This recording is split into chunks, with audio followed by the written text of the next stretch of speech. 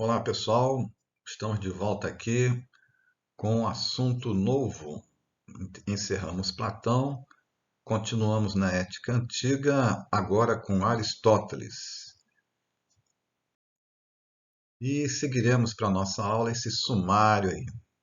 A nossa aula de hoje, ela prende-se principalmente toda vez quando iniciamos um filósofo novo, nós iremos falar sobre o seu contexto histórico. Não há como fugir disso. Primeiro, porque é previsto nas normas de ensino, e segundo, que é fundamental sabermos o contexto histórico. Toda vez que você for estudar alguém, ler o livro de alguém, um autor, você tem que saber um pouco da vida dele para conhecer melhor o que influenciou esse escritor, ou no caso nosso filósofo, a desenvolver tais ideias.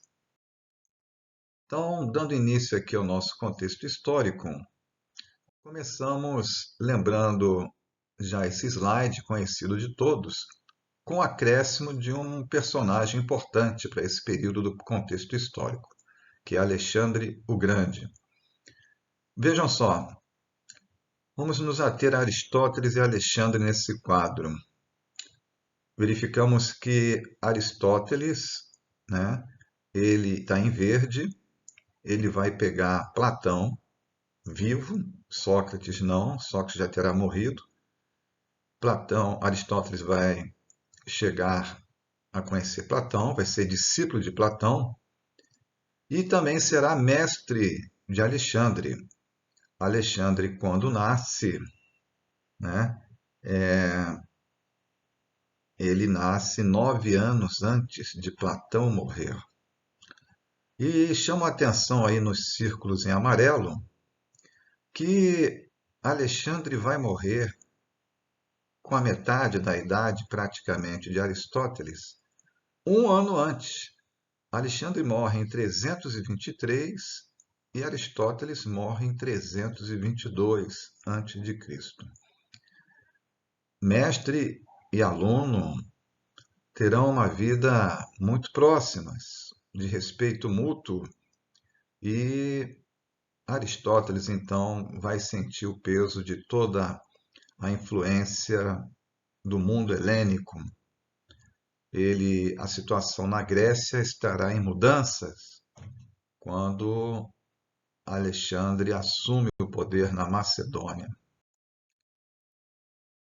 Então, Aristóteles vai pegar o mundo helênico de Alexandre, né? Ele vai dar aulas para Alexandre até a idade dos 16, 17 anos, quando Alexandre assume o poder, o trono da Macedônia, e passa a ser o grande conquistador. E Aristóteles, então, deixará de ser seu mestre, mas a relação entre os dois, como eu falei, continuará até a morte de Alexandre. Então, nós veremos algumas diferenças e influências de ambos, um sobre o outro aí. Lembro aqui rapidamente, né? Eu comentei sobre isso com o pessoal do CAUNI esta semana. Aí conhecemos esse slide, eu chamo a atenção ainda para o lado direito, aí em amarelo, a influência dos gregos no Mediterrâneo, que ia até o Mar Negro. Enquanto que o Império de Alexandre, um dos maiores impérios que o mundo já teve, abrangeu toda essa área aí, indo até o Oriente, a Índia, ao Tibete, né?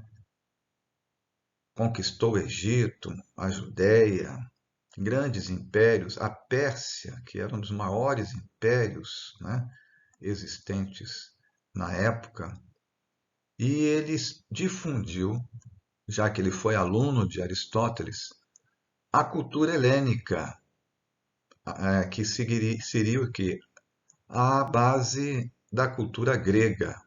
A ideia de Alexandre era difundir a cultura grega pelos povos por onde passavam. Biografia de Aristóteles. Então, conforme eu já falei, no livro é muito restrito uma série de informações sobre cada assunto nosso. Aqui tem os assuntos de, quando a gente comenta contexto histórico e biografia, dizem respeito a uma cultura geral, imprescindível. Por exemplo, vejam só, Aristóteles, ele nasceu em Estagira. Em concursos e para a história da filosofia, ele também é conhecido por Estagirita, natural dessa cidade de Estagira. É uma bobagem, talvez, na cabeça de alguns, mas como cultura geral, ele é cobrado em provas. Às vezes nem colocam o nome dele de Aristóteles. Começam lá, o Estagirita desenvolveu tal pensamento filosófico. Quem foi Estagirita, se você não souber? Então, ele nasceu em Estagira e ficou conhecido também como Estagirita. E Estagira ficava a 300 quilômetros de Atenas. Outra coisa importante que eu coloquei aí é que o pai dele se chamava Nicômaco. Por que que é importante? Porque ele vai dar esse nome Nicômaco ao filho também. O filho de Aristóteles se chamará Nicômaco. E daí? E daí que Aristóteles escreverá um dos maiores tratados de ética até hoje realizados, com o título Ética a Nicômaco, ou seja, ética ao seu filho. Então ele coloca um, uma espécie de diálogo com o seu filho, né, no livro, onde ele vai passar todo o seu pensamento sobre ética. Então, por isso que esse nome está aí. E também pelo fato do pai de Aristóteles ter sido médico. E não apenas médico, ele era médico particular do então rei da Macedônia, Amintas III, que será avô de Alexandre e pai, obviamente, de Felipe, o sucessor de Amintas e pai de Alexandre. Então, aos 17 ou 18 anos, há umas dúvidas nos historiadores sobre isso, ele vai para Atenas, né, atraído pela vida intelectual, e entra para a academia de Platão. E será aluno de Platão durante 20 anos, até a morte de Platão. Quando ele chega aos 17 anos na academia, Platão tinha 60 anos. Então vejam que são mais de 40 anos de diferença de idade entre os dois. E Platão já tinha elaborado, né, aos 60 anos, obviamente, a sua famosa teoria das ideias. Quando ele chega na academia, ele já tinha iniciado o seu conhecimento em medicina, porque a medicina, naquela época, e vai ser assim durante vários séculos, era um conhecimento que você não aprendia em faculdade, não tinha. Você era de pai para filho que se ensinava. E ele, apesar de ter sido iniciado em medicina, a aptidão dele não era medicina. E ele chega na academia de Platão com uma formação diferente. Lembro que no pórtico da academia de Platão estava escrito: aqui não ingresse, só ingressa aqueles que conhecerem geometria. E ele, então, predominava na academia o matematismo. E Aristóteles já chega no, na contramão, né? Ele não era matemático, mas tinha um perfil radicalmente diferente, com espírito de observação, uma índole classificatória. Era um pesquisador nato, né? Ele era uma pessoa que pesquisava a natureza, né? Então, aprendeu muito com seu mestre e foi o seu principal discípulo. De todos os discípulos de Platão, o mais ilustre foi, sem dúvida, Aristóteles. Mas também foi, por essa origem, esse perfil de Aristóteles, o principal opositor da filosofia de Platão. Ou seja, um gênio que aprendeu com outro gênio e os dois não se acertavam muito com o pensamento um do outro, mas se respeitavam. Eram gênios, tinham argumentações fortes para suas ideias Ele era brilhante, erudito, metódico. Era difícil combater Aristóteles, né? Então eles se respeitavam. E por isso, com a morte de Platão, segundo vários pesquisadores, por ele se opor às ideias de Platão, com a morte de Platão, ele não ascende, ele não passa a ser o novo diretor da academia. Ele teria se frustrado com isso, deixou a academia e passou a viajar, o que foi muito bom para ele, aprendeu muita coisa. E quando volta a Atenas, ele vai criar a academia dele, chamada Liceu, no ano de 355 a.C. E Aristóteles é um, é um nome muito pesado na história da filosofia, no sentido de ser extremamente respeitado.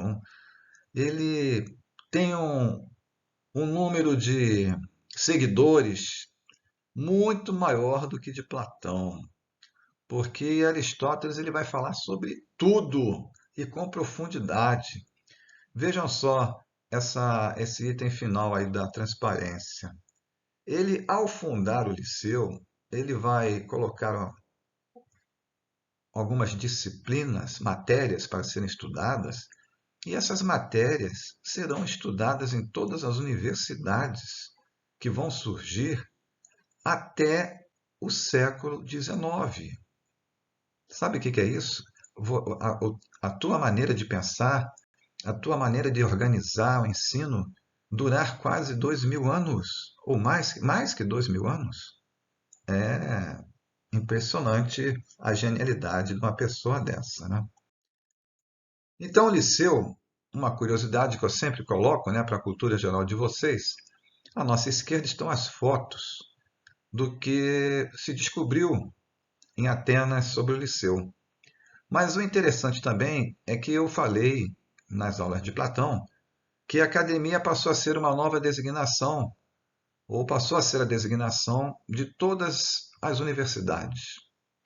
A Universidade Católica de Brasília também é chamada de a Academia, a UNB também, todas as universidades no mundo são chamadas de academia. Enquanto que o termo liceu, apesar de também ter sido voltado para o ensino superior, ele foi mais aplicado e ainda é para as escolas de ensino médio. Aí está secundário para fazer uma ligação com o passado do Brasil, particularmente, né? E de outros países. Então, ensino médio em todo o mundo, hoje as escolas também são conhecidas por liceu, em mais desuso, né? Pouco se fala isso até. E a escola do liceu, então, a academia do liceu, ela, após a morte de Aristóteles, será administrada por sucessivas pessoas, até que no ano de 86 a.C. ela é destruída por um ataque de um general romano. Por que eu coloquei isso aí? Porque vejam só, ela foi fundada em 355 e foi destruída em 86. Durou 269 anos. E daí? Daí eu faço uma ligação com o que eu falei da Academia de Platão. A Academia de Platão vai durar praticamente 1000 anos. Ela só vai ser destruída por ordem do imperador romano que quis impor o cristianismo como religião oficial e acabar com todas as ligações com uns cultos e atividades consideradas pagãs. Então, o liceu vai durar muito menor tempo do que a Academia de Platão. Eram semelhantes, né, tanto a academia quanto o liceu, e só que enquanto o que predominava na academia de Platão era a matemática e a filosofia, no liceu vai predominar as ciências naturais. Veja só, não existia nem isso mais em lugar nenhum no mundo na época. E também a matemática e também a filosofia. Mas o forte é o estudo das ciências naturais. A biologia, a zoologia, a física também. Então, uma outra curiosidade que é importante, como eu falei lá do Estagirito, agora eu falo dessa outra curiosidade aqui, que cai em provas e assim é ser referido. No liceu, o predominava o ensino de Aristóteles caminhando pelo pátio. Ele não gostava muito de ensinar em salas. Ele ia para o pátio, sentava na praça do pátio, lá do liceu, ensinava, continuava andando, e daí o seu ensino e seus alunos ficarem conhecidos como peripatéticos. Patéticos vem de patos, de pátio, e peri ao redor.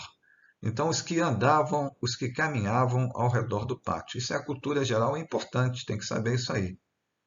E essas ruínas aí à esquerda, então, foram descobertas no ano de 1996. Veja que não tem muito tempo, por obra do acaso até, quando começaram a fazer escavações para aumentar o Museu de Arte Moderna de Atenas e descobriram as ruínas que depois identificaram como sendo o Liceu de Aristóteles.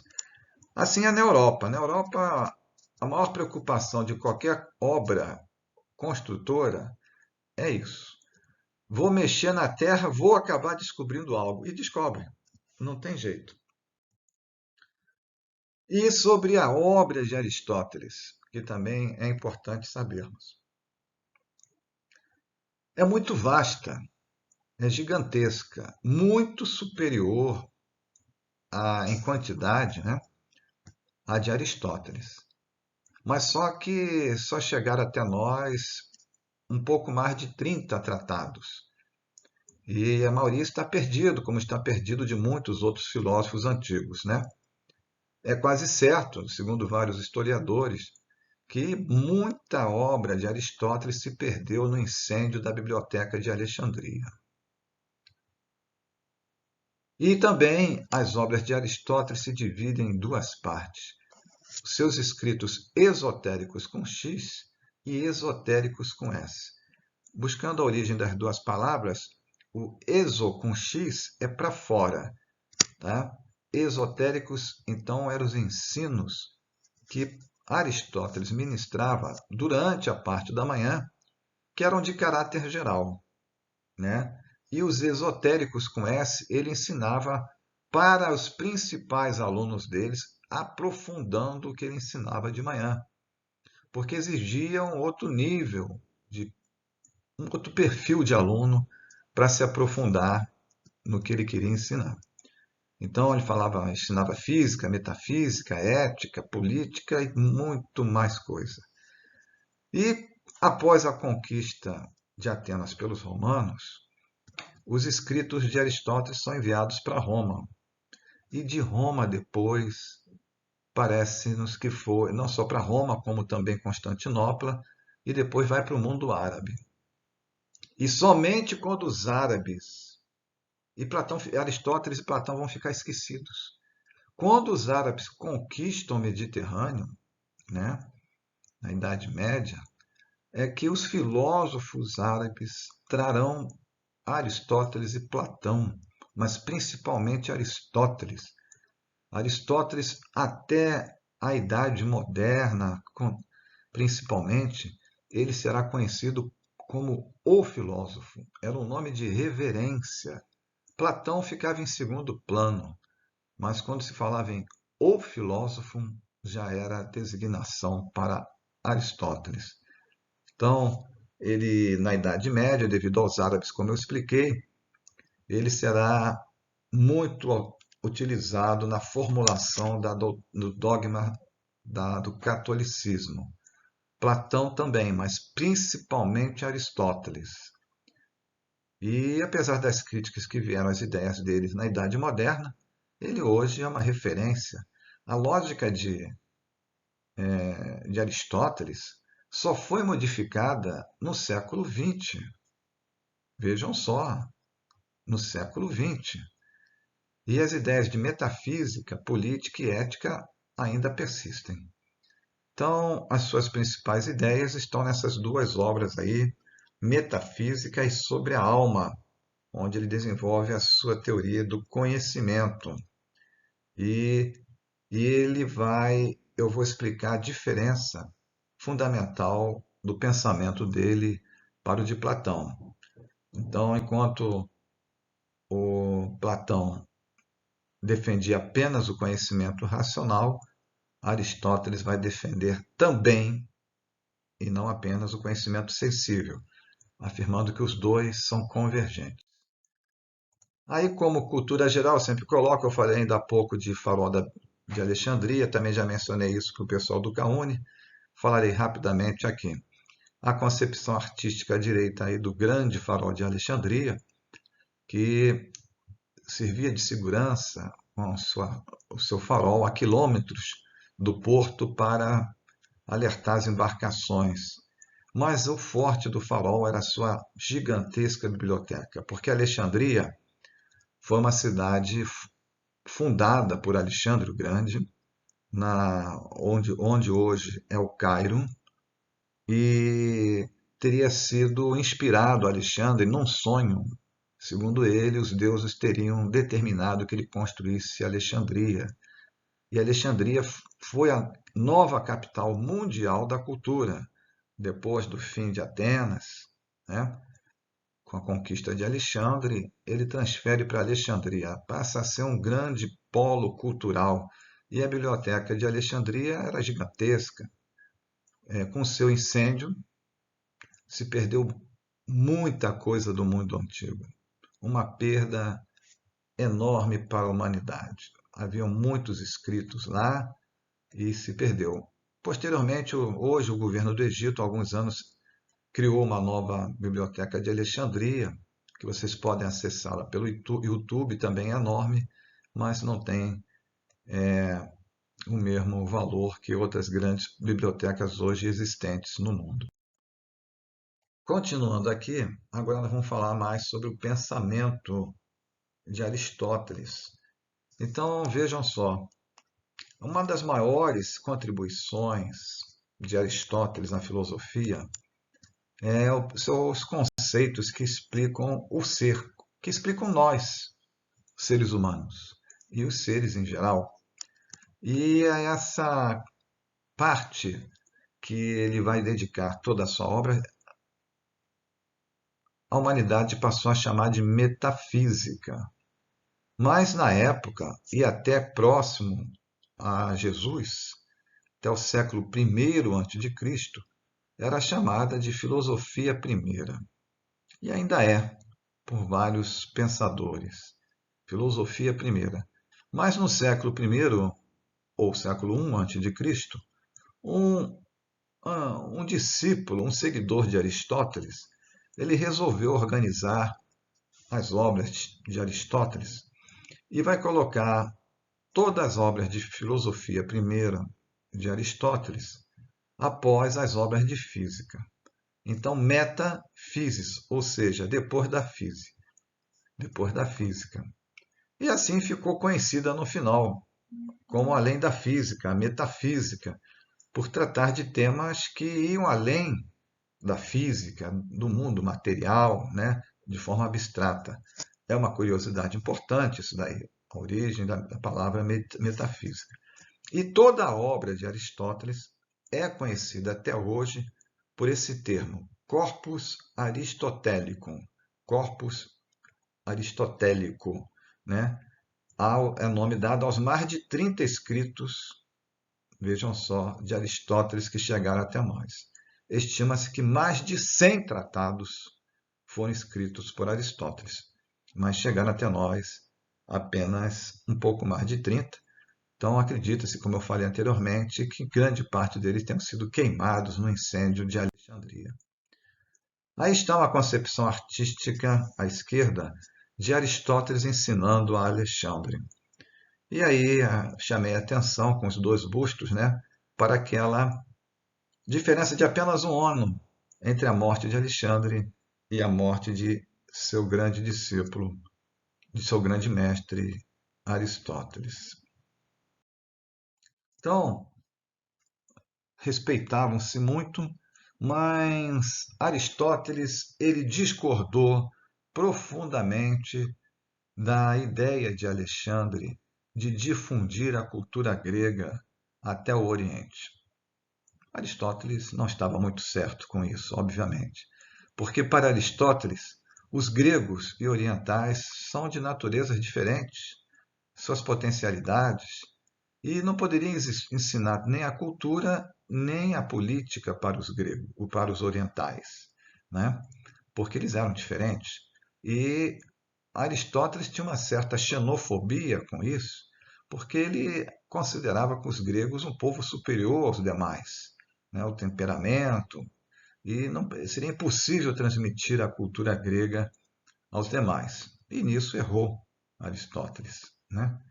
Então, Alexandre queria difundir a cultura, a política, mas só que Alexandre acaba com a política grega porque ele põe fim à polis grega quando ele passa a ser o imperador, a monarquia que vai reger isso, como eu expliquei na aula para os alunos do CAUNI, né?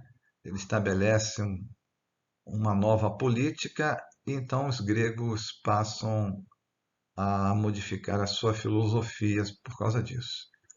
Mas quando morre, a ligação de Aristóteles com os macedônicos, nós vimos lá no início que era forte, né?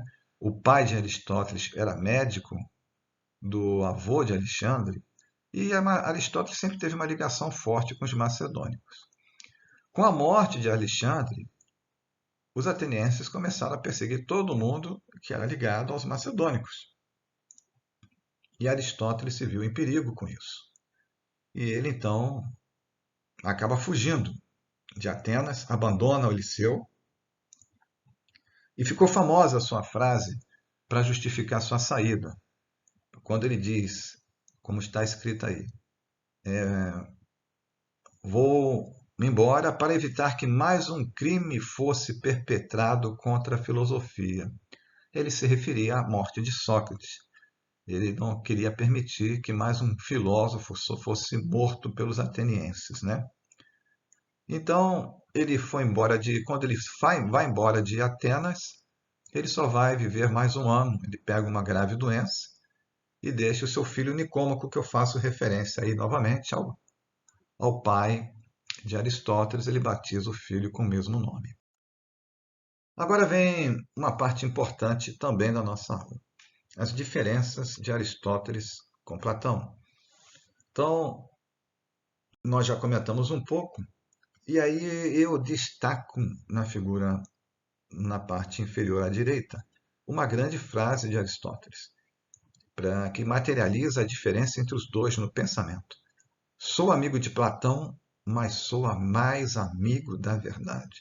É uma atitude forte, né? De alguém, olha, eu tenho um vínculo afetivo com meu mestre, mas ele é ele, eu sou eu, ele tem as ideias dele, ele, para mim, não estão certas e eu vou continuar com as minhas ideias. Mais um momento cultural para vocês. Importante, sempre é importante. Esse aí é um quadro que talvez quase todos estejam vendo pela primeira vez, ou a maioria, né? Esse quadro tem o nome de Escola de Atenas. O autor dele foi o pintor Rafael. Rafael é considerado o príncipe dos pintores. Rafael e Michelangelo pintaram tudo que tem dentro do Vaticano. E consta que Michelangelo começou a pintar primeiro, depois chegou Rafael, e Rafael, ao ter visto as pinturas de Michelangelo, ficou deslumbrado. E ele, que era um excepcional pintor. Lembra vocês que Michelangelo fez as pinturas no Vaticano a pedido do Papa contra a vontade dele, porque Michelangelo era escultor, não gostava de pintar e pintou grandes obras. Então esse quadro é muito famoso, porque aí nesse quadro estão todos os grandes, o pintor Rafael homenageou todos os grandes filósofos da antiguidade. E este quadro foi pintado por Rafael dentro do Vaticano, onde nós estamos vendo aqui, ó, né? Ele ocupa toda uma parede. Ele é gigantesco esse quadro, tá? Está lá dentro do Vaticano, no Vaticano, na ala que hoje é museu. É enorme esse quadro. E eu chamo a atenção de vocês para um detalhe curioso. Vocês vão perceber, que eu vou chamar a atenção de novo, que no centro do quadro tem Aristóteles e Platão. Platão é o que está aí à direita. E com o dedo apontado para o alto por causa da sua teoria das ideias. Mas só que Rafael era um grande admirador de Leonardo da Vinci, que está aí à esquerda, e é considerado esse desenho da esquerda como um autorretrato de Leonardo da Vinci. E baseado nele, e também no que ele conheceu de Leonardo, ele pinta o rosto de Platão com o rosto de Leonardo da Vinci. Então nós temos aí uma descrição mais apurada do quadro, né? Aqui está Rafael. Rafael está aqui. Rafael ele tinha uma característica como pintor, ele sempre pintava o seu rosto em todos os seus quadros. E onde que está Rafael? Rafael está aqui, ó, ao lado de Protógenes, bem escondidinho, mas no quadro que é gigantesco ele aparece melhor. E na figura central, Platão e Aristóteles, né? Platão apontando para cima e Aristóteles para baixo. Por quê? O mundo das ideias de Platão, né? E o mundo da experiência, do sensível, que eu aprendo também com o mundo sensível, a discordância fundamental entre os dois. E aqui estão os grandes filósofos da humanidade, Alexandre o Grande que está aqui, ó, né? Como grande difusor, divulgador da cultura, da filosofia grega, e todos os grandes filósofos da antiguidade estão aqui. Aqui tem, eu chamo a atenção também para Hipátia, ou Hipatia, a única filósofa retratada aqui. Ela era uma curadora, uma das responsáveis pelo Museu do Farol de Alexandria, uma grande filósofa, matemática e física, e teve uma morte terrível por causa das suas ideias. Então, para Aristóteles, as ideias sobre as formas, o mundo das ideias de Platão estavam erradas, porque para Aristóteles não há um mundo hipotético, abstrato das formas. Tudo que nós podemos aprender pode ser visto aqui na Terra, onde nós vivemos. Então, enquanto nós falamos, né, que Platão é voltado particularmente para a matemática, e quem é voltado, apesar de ter sido um grande filósofo, essa concepção, essa raiz matemática dele está mais voltada para o mundo abstrato, né? E enquanto que Aristóteles, ligado para as ciências naturais, está voltado para o mundo físico, esse que nós vivemos. E ele provou, né, na tese dele, que o conhecimento é muito desenvolvido observando-se o sensível, o mundo físico. Então ele se opôs completamente às teorias do seu mestre, daí aquela frase, eu sou amigo de Platão, mas sou mais amigo da verdade. Ele baseou todo o seu pensamento, todo o seu eixo filosófico na evidência para apoiar suas teorias. Ao estudar o mundo natural, o mundo real aqui, ele aprendeu a observar as características de cada planta ou animal e construiu um retrato completo. Então não existia aquela, o cavalo, o que nós vimos aqui é uma cópia. Não, para Platão, para Aristóteles não era nada disso. Nós temos diferentes cavalos e estudando a diferença de cada um, nós chegaremos à realidade, à ideia real de cavalo, né? Então não existe uma matriz perfeita em outro mundo, está tudo neste mundo. Então, e também por isso, por ele discordar da existência da teoria, do mundo das ideias, ele também discordava da ideia de Platão sobre o conhecimento, que nada se aprendia aqui, apenas nós relembrávamos a teoria da reminiscência. Então, ao contrário de seu mestre, Aristóteles afirmava que quando nós não nascemos com ideias prontas, ideias inatas, nós aprendemos tudo aqui. Tá?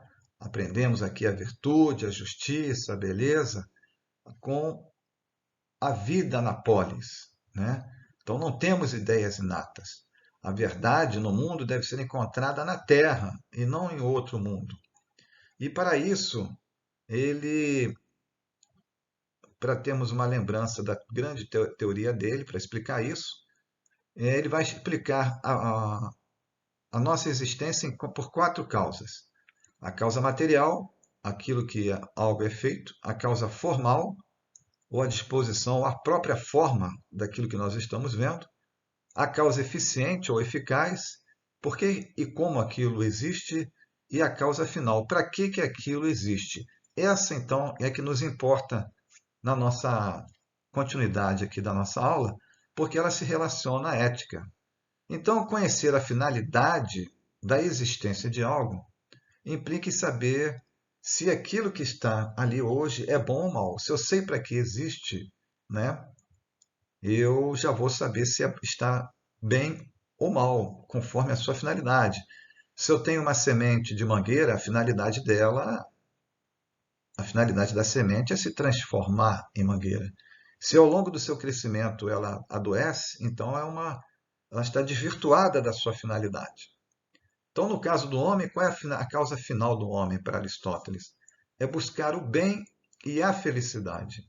Quando o homem busca isso, ele está cumprindo a sua finalidade, usando todas as suas características, principalmente a razão com a qual foi criado.